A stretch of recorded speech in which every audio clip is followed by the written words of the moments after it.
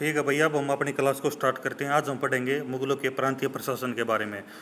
तो बच्चों, जैसे कल हमने अपनी क्लास में पढ़ाया था मुगलों का केंद्रीय प्रशासन सेम उसी तर्ज के ऊपर, क्योंकि जैसे प्रांतों का हो गया तो उसका मतलब केंद्र का लघु रूप हो गया। यदि वर्तमान भी हम देखें, एक तो जैसे भारत में केंद्र सरकार है और उसके बाद भी प्रांतीय सरकारें काम करती हैं, ठीक उसी प्रकार से मुगलों में भी केंद्रीय प्रशासन, जैसे हमने कल उसको कंप्लीट किया था, तो आज हम पढ़ेंगे उसका प्रांतीय प्रशासन। तो उसके बारे में हम सबसे पहले देखेंगे कि 1580 ईस्वी में अकबर ने सबसे पहले अपने पूरे क्षेत्र को 12 भागों में बांटा, यानी 12 भागों में, कहने का अर्थ है कि 12 प्रांतों में। और उसके लिए उस समय जो शब्द यूज किया जाता था उसको कहा जाता था सूबा।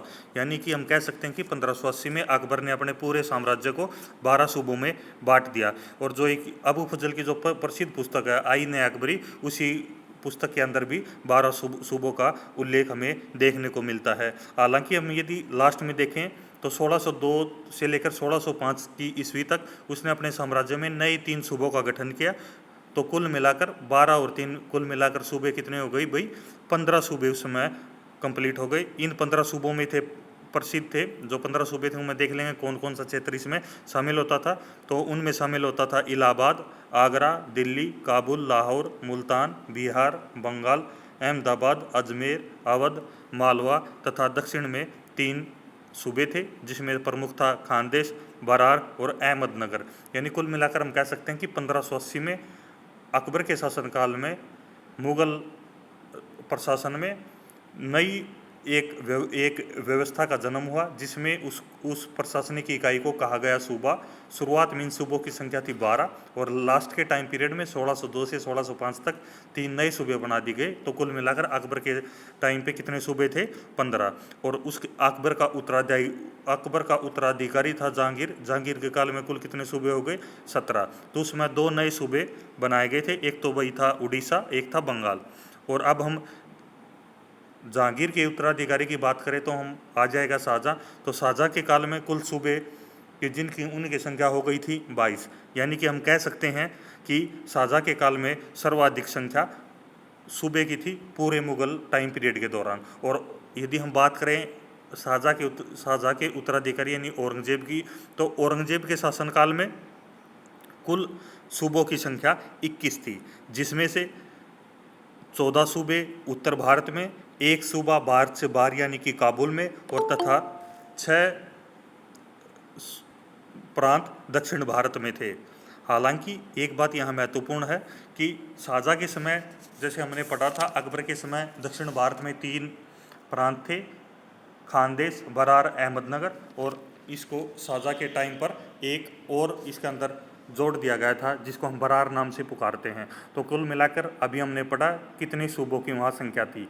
अकबर के टाइम पे 15 सूबे थे, जहांगीर के टाइम पर 17 सूबे थे, शाहजहां के टाइम पर 22 सूबे थे और औरंगजेब के टाइम पर 21 सूबे थे। तो आपसे किसी कॉम्पिटिटिव एग्जाम में पूछा जा सकता है कि मुगल बादशाहों के किस टाइम पीरियड के दौरान कितने सूबे थे? तो 15, 17, 22, 21। तो सबसे ज़्यादा सूबे किसके काल में आएंगे भाई? शाहजहां के काल में। अब हम पढ़ेंगे यहाँ का प्रांतीय प्रशासन, यानी कि किस प्रकार से प्रांत में जो प्रमुख अधिकारी थे वो कार्य करते थे। प्रांत का प्रमुख कहलाता था सूबेदार। इसका कार्य होता था जो प्रांत में जो अन्य अधिकारी हैं उनके ऊपर एक प्रकार से नियंत्रण व संतुलन कायम करना। उसके बाद उसका प्रमुख अधिकारी था दीवान। दीवान का कार्य होता था सूबे में राजस्व विभाग का प्रमुख अधिकारी होता था दीवान। उसके बाद होता था प्रमुख पद बख्शी का। बख्शी होता था सूबे में सेना की व्यवस्था करने वाले को बख्शी कहा जाता था। एक प्रकार से ये सूबेदार के अधीन आता था और सेना विभाग का, मिलिट्री का प्रमुख होता था। अब हम बात करेंगे नेक्स्ट की, जो दूसरा प्रमुख अधिकारी था वाकिया नवीस। ये होता था सूबे के गुप्तचर विभाग का प्रमुख था। जैसे कल हमने अपने केंद्रीय प्रशासन के बारे में पढ़ा था, ब्रीद गुप्तचर होता था। और जो ये वाकिया नवीस होता था ये होता था सूबे के गुप्तचर विभाग का प्रमुख होता था। अब हम नेक्स्ट देखेंगे कोतवाल होता था। कोतवाल होता था सूबे का पुलिस अधिकारी को हम उसमें किस नाम से पुकारते थे? कोतवाल के नाम से। उसके बाद होता था भाई मीर बहर। मीर बहर क्या होता था भाई? ये होता था नौसेना से संबंधित होता था। और अंतिम अधिकारी होता था सदर उर सदूर। ये होता था एक प्रकार से धार्मिक व्याख्या करने के लिए, और यह हमेशा भाई बादशाह के साथ होता था। अब हम यहाँ देखेंगे किस प्रकार से सूबेदार और दीवान एक दूसरे के ऊपर नियंत्रण व संतुलन स्थापित करते थे। सूबेदार की नियुक्ति के आदेश को फरमाने सबाती कहा जाता था तथा सूबे के दीवान की नियुक्ति के आदेश को अस्तबुल हुक्म कहा जाता था। अकबर ने, जैसे हमने आपको अभी थोड़ी देर पहले बताया था कि 1580 में उसने सूबों का गठन किया, और सबसे पहले उसके बाद उसने 1586 ईस्वी में प्रांतीय दीवानों की नियुक्ति की। तो आपसे प्रश्न पूछा जा सकता है कि 1586 में सबसे पहले प्रांतीय दीवानों की नियुक्ति अकबर के टाइम पीरियड के दौरान हुई थी। प्रांतीय दीवान की नियुक्ति केंद्रीय दीवान की सिफारिश के ऊपर होती थी। सूबेदार को प्रांत में बादशाह का प्रतिनिधि समझा जाता था। ठीक उसी प्रकार से यदि हम वर्तमान में देखें तो राज्य का मुखिया होता है भाई राज्यपाल। इसको राष्ट्रपति के द्वारा मनोनीत किया या नियुक्त किया जाता है। ठीक उसी प्रकार से सूबेदार को भी भाई बादशाह का प्रतिनिधि समझा जाता था और केंद्र से ही इसको नियुक्त किया जाता था। हालांकि सूबेदार सूबे की सेना का प्रमुख होता था औपचारिक रूप से, क्योंकि मुख्य जो होता था उसको बख्शी कहा जाता और केंद्र में होता था मीर बख्शी। लेकिन जैसे राष्ट्रपति भारत का तीनों सेनाओं का सर्वोच्च सेनापति है, ठीक उसी तर्ज पर जो सूबेदार होता था अपने सूबे का, अपने प्रांत, अपने क्षेत्र का, सभी चीज़ों का मुखिया होता था। इसमें प्रमुख था फौजदारी मुकदमों का न्यायाधीश होता था तथा मुख्य था भाई अपने क्षेत्र में कानून व शांति व्यवस्था स्थापित करने का जिम्मेदार भाई वो होता था।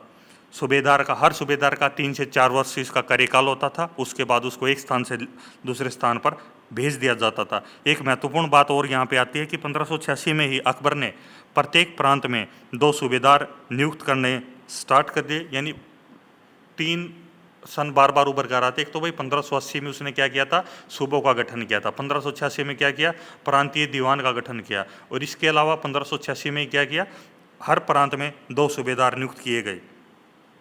जैसे कि आबूर व काबुल में एक एक राजपूत तथा उसके साथ एक एक मुसलमान को नियुक्त किया गया। हालांकि बाद में उसने ये योजना टाल दी। उसके बाद अलग अलग क्षेत्रों में संयुक्त रूप से राजपूत सूबेदारों को नियुक्त किया गया।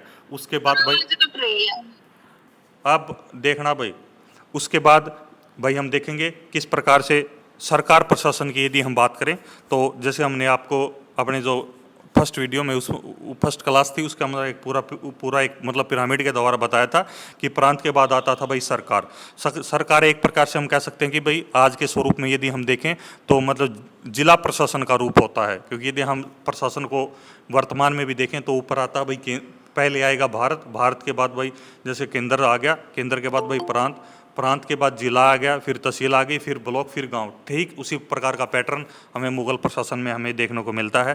तो जो सरकार प्रशासन का प्रमुख अधिकारी होता था उसको भाई हम फौजदार कहते थे, और इसका काम भी भाई अपने अधीन क्षेत्र में नियंत्रण व संतुलन बनाना होता था।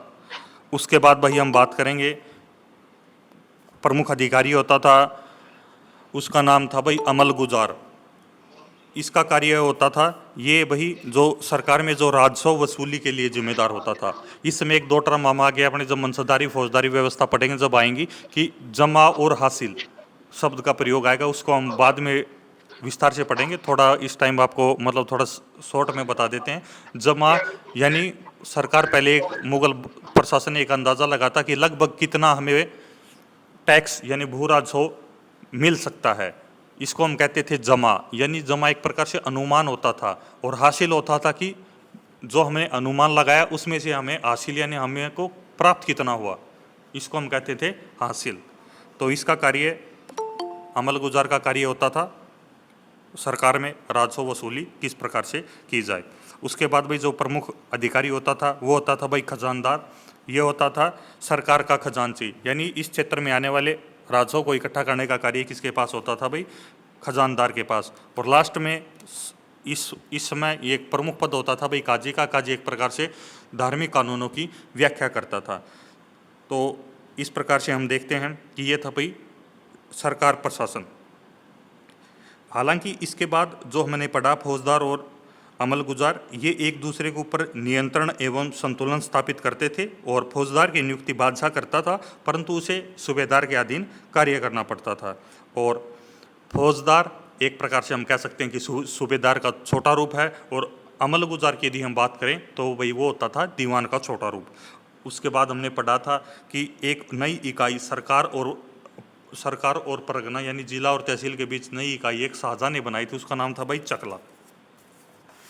एक नई इकाई बनाई थी चकला। अब हम देखेंगे भाई परगना प्रशासन। सरकार का विभाजन अनेक परगनों में किया जाता था।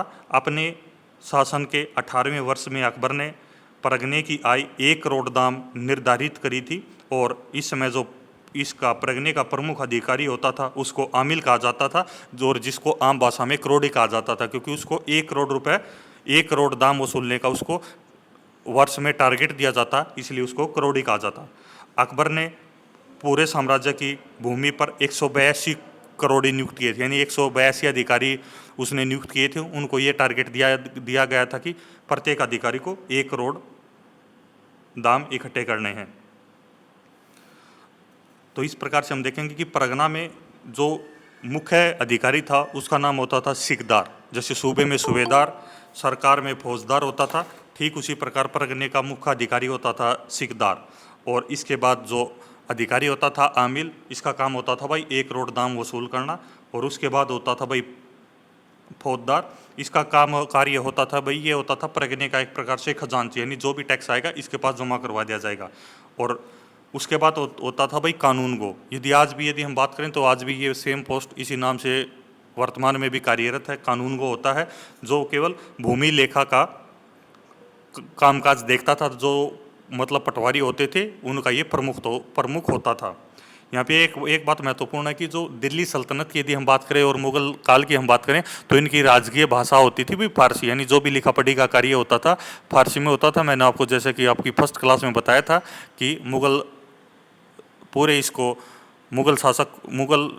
काल को पेपर स्टेट के नाम से जाना जाता है। इतिहासकार C.A. बेली ने इसे पेपर स्टेट के नाम से पुकारा, क्योंकि इसमें जो लिखा पढ़ी का कार्य होता था काफ़ी विस्तृत स्तर पर होता था। और इसके अंदर जो भाषा का प्रयोग की जाती थी, फारसी भाषा का प्रयोग यहाँ किया जाता था। तो ये काफ़ी महत्वपूर्ण है। यदि हम देखें सिकदार और आमिल प्रमुख होते थे। अब हम बात करेंगे उसके बाद भाई ग्राम प्रशासन की बात करेंगे। तो गांव को उस समय 3 भागों में 3 प्रकार में विभाजित किया गया था। गांव को उस समय मौजा, मावदा और डी आदि कहा जाता था। मावदा के अंतर्गत जो छोटी बस्तियां होती थी उसको भाई नागला नाम से पुकारा जाता, नांगल, यानी जो छोटी बस्तियां होंगी उसको नांगल नाम से पुकारा जाता था। और मवास कहा जाता था एक जो छोटा किलेबंद गांव है जो बार बार विद्रोह करता है उसके लिए शब्द यूज किया जाता था मवास।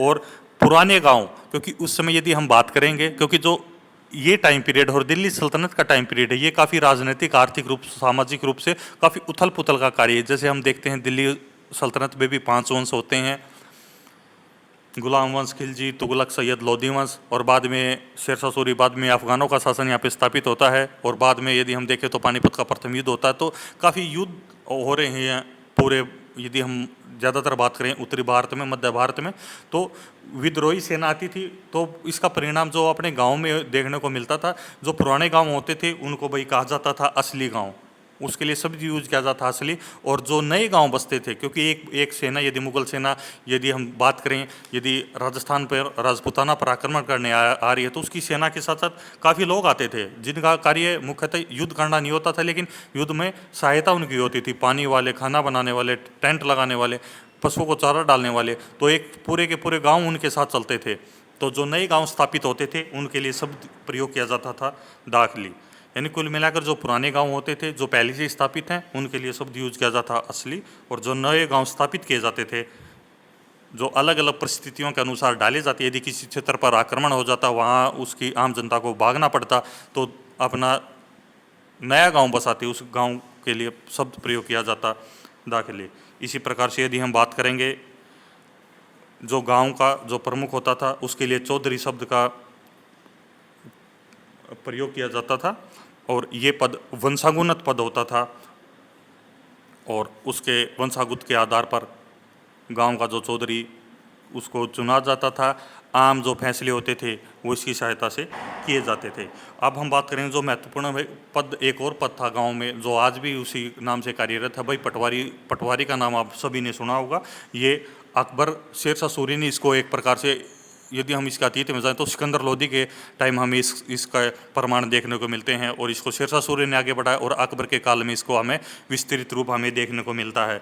यदि हम बात करें, जो पटवारी है वो राजस्व विभाग का सबसे निम्न अधिकारी था, जो आम जनता के बीच में रहता था, और क्योंकि जो इसका भू राजस्व वसूला जाता था वो इसी की पैमाइश के आधार पर वसूला जाता था, और अकबर इसे टैक्स वसूलने का 1% कमीशन इसको दिया जाता था, और ये पटवारी अपना कार्य इसी 1% कमीशन के आधार पे करता था। तो आज हमने पढ़ा मुगलों का केंद्रीय प्रशासन। किसी बच्चे को